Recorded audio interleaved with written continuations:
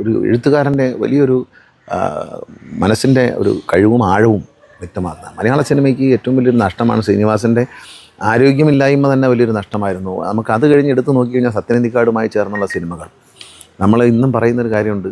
Dubai ആണെന്ന് പറഞ്ഞ് മാമുക്കോയ ഇവരെ രണ്ടുപേരും കൂടെ കൊണ്ടുവന്ന് മദ്രാസിൽ വിടും. അറബിയോട് പറയാൻ അറബി പഠിപ്പിക്കുക, 2 വാക്ക് അറബി പഠിപ്പിക്കുക. ഇതൊക്കെ ഇത്രയും ഹ്യൂമറസ് ആയിട്ട് കാണുന്ന ഒരാളല്ലേ അത് പറയാം. എഴുതാനൊക്കൂ? അങ്ങനെ ഒരു കാര്യം എഴുതാൻ പറ്റൂ? സഖാവ് എന്താ കല്യാണം കഴിച്ചതെന്ന് ചോദിക്കുമ്പോൾ അത് നമ്മളിപ്പോൾ തൻ്റെ കാര്യമല്ലേ സംസാരിക്കുന്നത് എന്നുള്ള മറുപടി ശങ്കരാചാര്യൻ്റെ. അപ്പോൾ കല്യാണം നമുക്ക് അത്ര നല്ലതല്ല എന്ന് പറയുമ്പോൾ സഖാവ് കല്യാണം കഴിച്ചോ എന്ന് ചോദിക്കുമ്പോൾ അല്ല അത് തൻ്റെ കാര്യമല്ലേ പറഞ്ഞത്, നമ്മളെ കാര്യമല്ലല്ലോ എന്ന് പറയുന്ന അത്തരം തമാശകൾ വളരെ രസകരമാണ്.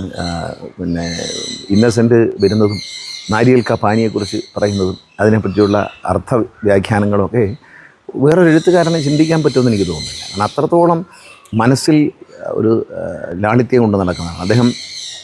ജീവിതത്തിൻ്റെ എല്ലാ ഘട്ടങ്ങളിലും തൻ്റെ കഥാപാത്രങ്ങളെ പോലെ തന്നെ ലളിതമായി ജീവിച്ചു എന്നുള്ളതാണ്. ശരിക്കും അതാണ് ആ വാക്ക്. കാരണം കഥാപാത്രങ്ങൾ സാധാരണക്കാരാണ്. ശ്രീനിവാസൻ എത്ര വലിയ സ്റ്റാർ ആയിരിക്കുമ്പോഴും, എത്ര മാർക്കറ്റുള്ള ഒരു ടെക്നീഷ്യനും ഡയറക്ടറും ആക്ടറുമായിട്ടിരിക്കുമ്പോഴും ശ്രീനിവാസൻ എന്ന് പറയുന്നത് ഒരു സാധാരണ തലശ്ശേരിക്കാരൻ്റെ ഒരു സാധാരണ മനുഷ്യൻ, ഒരു സാധാരണ നമ്മളിപ്പോലെ ഒരു സാധാരണക്കാരനായിരുന്നു. ഒരു താരമായി ഒരിക്കലും അദ്ദേഹം മാറിയിട്ടില്ല. താരങ്ങളുടെ താരമായിരുന്നു ശ്രീനിവാസൻ. പക്ഷേ താരങ്ങളെക്കാൾ വലിയ താരം. പക്ഷേ ഒരിക്കൽ പോലും അദ്ദേഹം ഒരു താരമായിട്ടില്ല. സാധാരണക്കാരനായി ജീവിച്ചു. സാധാരണക്കാരുടെ തമാശകളും സാധാരണക്കാരുടെ ചിന്താഗതികളും ഒക്കെ കണ്ടു. അതാണ് ശ്രീനിവാസൻ്റെ പ്രത്യേകത.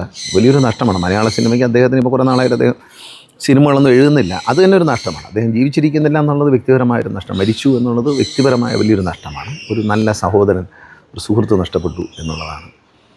പക്ഷേ അതിലുപരി മലയാള സിനിമയ്ക്ക് അദ്ദേഹം എഴുത്തും അഭിനയമൊക്കെ കുറച്ചത് തന്നെ അന്നോട്ട് തന്നെ ഒരു നഷ്ടമാണ്. കാരണം നമ്മൾ നാടോടിക്കാറ്റ് പോലുള്ള സിനിമകൾ അത് കഴിയുമ്പോൾ അതിൻ്റെ 2ാം ഭാഗം ഇതൊക്കെ രസകരമാണ്. ഈ അറബി വേഷമൊക്കെ നമ്മൾ സാധാരണ കണ്ടാൽ ഒരു തമാശയായിട്ട് തോന്നുമെങ്കിൽ ഇന്ന് നമ്മളതെല്ലാം എടുത്ത് അദ്ദേഹത്തിൻ്റെ ഓരോ കഥ, ഈ നമ്മുടെ വെള്ളാനകളുടെ നാട്, അതിൽ പപ്പുവേട്ടൻ്റെ സംഭാഷണമുണ്ട്. അതുപോലെ T P Balagopalan M A, ഒരു സാധാരണക്കാരന് വീട് വയ്ക്കാനുള്ള സ്വപ്നം, ഒരു പടമൊക്കെ വരച്ച് അതിനുവേണ്ടി ഒരു സ്ഥലവും വാങ്ങിച്ചിട്ട് നടക്കുന്ന ഒരു സാധാരണക്കാരൻ. അതിൽ കുതിരോട്ടം പപ്പുവിൻ്റെ കഥാപാത്രങ്ങൾ, അമ്മൂമ്മയ്ക്ക് വേണ്ടി നേർച്ച നേരുന്നു. അമ്മൂമ്മ എന്ന് പറഞ്ഞ് 2 നേർച്ച നേരും. ഇതൊക്കെ നമ്മുടെ നാട്ടിൽ ഇങ്ങനെയുള്ള അമ്മൂമ്മമാരുണ്ട്. അമ്മൂമ്മ ഒന്ന് പറഞ്ഞ് 2 എൻ്റെ ഭഗവതി എന്ന് പറഞ്ഞൊരു നേർച്ച തന്നു. നേർച്ചയ്ക്ക് കൊടുക്കാനുള്ള പൈസ ഈ പാവപ്പെട്ട ബാലഗോപാലിൻ്റെ ഇല്ല.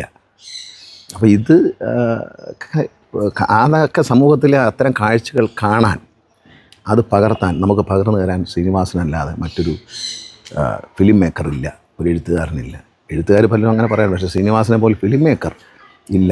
സത്യങ്ങൾ തുറന്നു പറയാൻ മനസ്സുള്ള, ധൈര്യമുള്ള ഒരു ഫിലിം മേക്കർ. എന്നാൽ അതിൻ്റെ പേരിൽ ഒരു ജാടകളും അദ്ദേഹത്തിനില്ല. ഈ പറയുന്ന സമൂഹത്തിൽ ഇപ്പോൾ ആളാകാൻ വേണ്ടിയിട്ട് ചില വേലകളുണ്ടല്ലോ, സോഷ്യൽ മീഡിയയിലൊക്കെ വന്നിട്ട് ഇങ്ങനെ മറ്റുള്ളവരെ ദൂഷിപ്പ് പറഞ്ഞുമൊക്കെ, അങ്ങനെയുള്ള ഒരു കാര്യമില്ല. തമാശ അത് എത്ര വലിയ സ്റ്റാറാണെങ്കിലും, അത് മമ്മൂട്ടിയെക്കുറിച്ചായാലും മോഹൻലാലിനെ കുറിച്ചായാലും അദ്ദേഹം ഏത് പൊതുസ്ഥലത്തും അടിച്ചു വിടും. അതിനൊരു മടി അത് കേൾക്കുന്നവർക്കൊരു വിഷമവുമില്ല.